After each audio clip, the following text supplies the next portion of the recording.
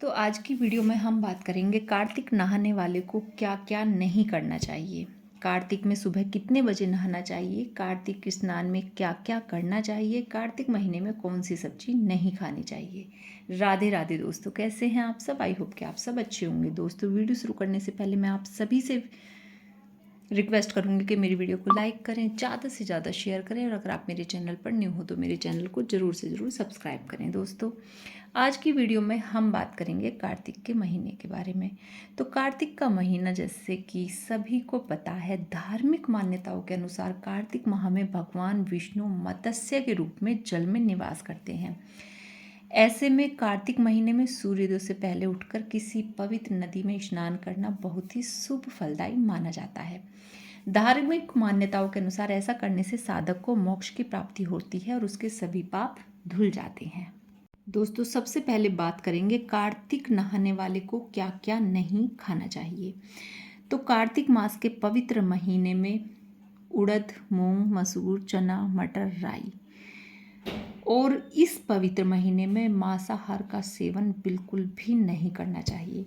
माना जाता है कि कार्तिक के महीने में भगवान विष्णु जल में निवास करते हैं। ऐसे में भूलकर भी मछली या फिर अन्य किसी प्रकार की तामसिक चीज़ें का सेवन हमें नहीं करना चाहिए। अब बात करेंगे कार्तिक में सुबह कितने बजे नहाना चाहिए। तो कार्तिक माह में सूर्योदय से पहले उठकर पवित्र नदी में स्नान करना चाहिए। अगर नदी आपके पास में नहीं है तो आप तुलसी पत्र मसल कर उसका एक बूंद भी अगर जल में आपका डल जाता है तो वो भी बहुत ही पवित्र स्नान माना जाता है। इससे साधक के सभी पाप धुल जाते हैं और उसे मोक्ष की प्राप्ति होती है। कार्तिक माह में तुलसी पूजन का विशेष महत्व है। ऐसे में रोजाना तुलसी के नीचे दीपक लगाएं और उनकी परिक्रमा जरूर करें। अब बात करेंगे कार्तिक स्नान में क्या क्या करना चाहिए। तो इस महीने में भगवान विष्णु के साथ तुलसी पूजन का विशेष महत्व माना गया है। इसी महीने में तुलसी और शालिग्राम का विवाह आयोजित किया जाता है। कार्तिक मास में गंगा स्नान, दीपदान, यज्ञ और अनुष्ठान परम फल देने वाले माने गए हैं। इनको करने से आपके कष्ट दूर होंगे और साथ पुण्य की प्राप्ति होगी और यह ग्रह दशा भी सुधारती है। बात करेंगे कार्तिक नहाने से क्या फल मिलता है। तो दोस्तों, पद्म पुराण के अनुसार जो व्यक्ति कार्तिक मास में नियमित रूप से सूर्योदय से पूर्व स्नान करके धूप दीप सहित भगवान विष्णु की पूजा करते हैं, वह भगवान विष्णु के प्रिय होते हैं।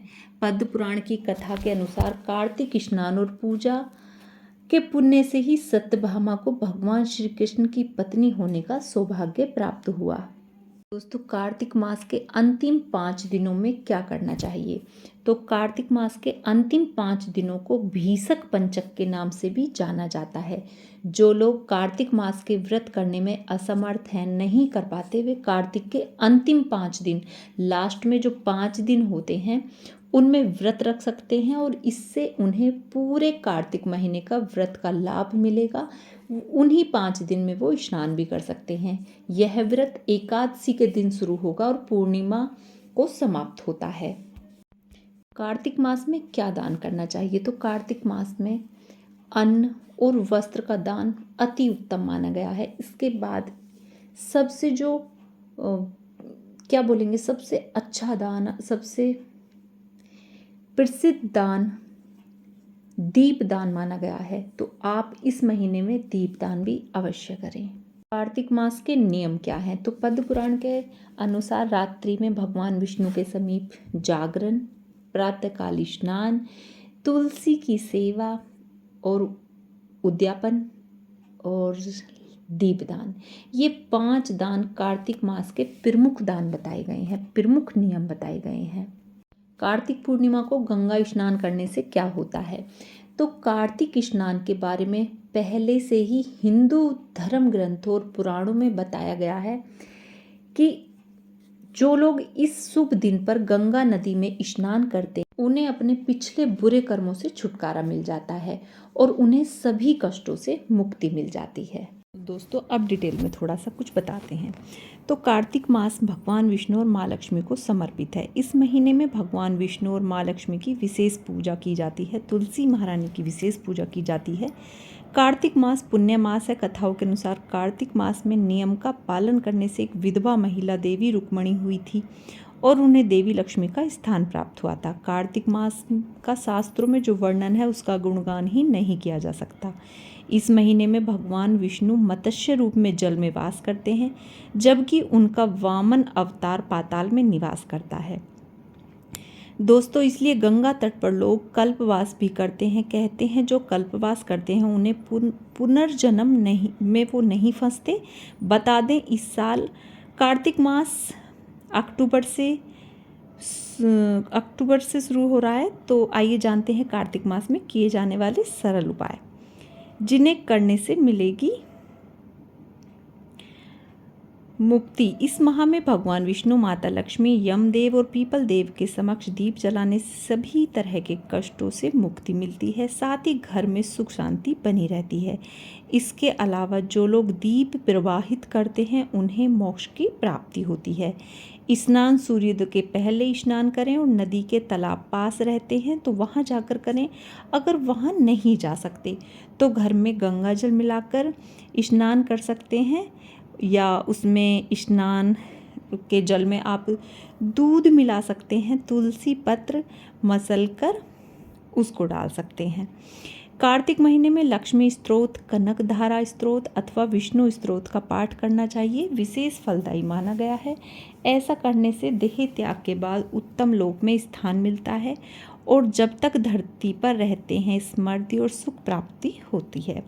कार्तिक नियमों का पालन करने वाले पुनर्जन्म लेते हैं तो उन्हें उत्तम कुल परिवार में स्थान मिलता है और सुख में जीवन जीते हैं। तुलसी में दूध मिलाकर दें जल। तो कार्तिक मास में सुबह शाम तुलसी की जड़ में जल में दूध मिलाकर देना चाहिए और उसके आसपास सफाई करनी चाहिए। सुबह शाम घी का दीपक जलाएं। भगवान विष्णु को जो भी भोग लगाएं उसमें तुलसी का पत्ता जरूर रखें। इसके बिना भगवान विष्णु भोग स्वीकार नहीं करते। साथ ही कार्तिक मास में देव प्रबोधनी एकादशी पर तुलसी विवाह करना भी बहुत ही फलदायी माना गया है। कार्तिक मास में नियमित रूप से भगवान विष्णु को तिल अर्पित करने चाहिए। यूँ तो साल भर तिल अर्पित करते हैं, अच्छा होता है, लेकिन अगर ऐसा नहीं कर पाते तो कार्तिक मास और महामास में ऐसा करने से उत्तम रहता है। ऐसा करने से जाने अनजाने में किए गए पापों से मुक्ति मिलती है और मोक्ष की प्राप्ति होती है। कार्तिक मास में नियमित रूप से जब भी तुलसी में जल देते हैं, उसकी पूजा करते हैं, तो तुलसी की मिट्टी लेकर उसका तिलक करने से मनुष्य के सभी पाप नष्ट हो जाते हैं और विवेक और बुद्धि का विकास होता है। तो दोस्तों, ये थी आज की वीडियो। आपको कैसी लगी मुझे कमेंट्स में ज़रूर बताएं। मिलते हैं ऐसी ही किसी और वीडियो।